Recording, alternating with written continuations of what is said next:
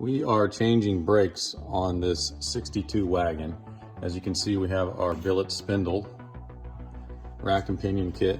And what we have is two different brackets, caliper mounting brackets.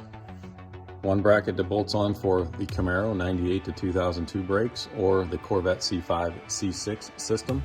And we're going to show you that this caliper here, we got a power stop system that bolts right up. Real simple. Comes with the abutment and bolts right in. And then our rotor will go on. It's a real simple system. We have these available, and it goes with our billet spindle. This spindle is a 1-inch drop spindle. Reduces the track width 5/16.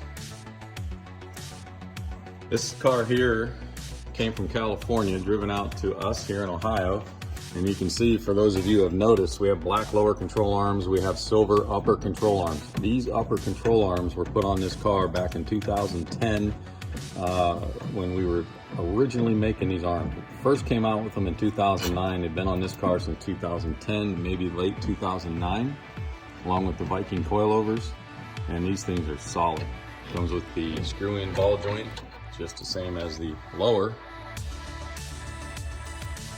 Put those on. They are infinitely adjustable, rebuildable, and we have never replaced one yet. So here goes the rotor. We're putting that rotor on that is zinc coated, drilled and slotted,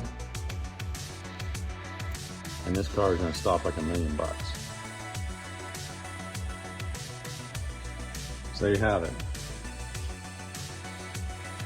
That is our Camaro 98 to 2002 disc brake option with our billet spindle. You can also put these on with our stock spindle in the bracket that we make the bolts of the stock spindle. And these will require a 17-inch rim.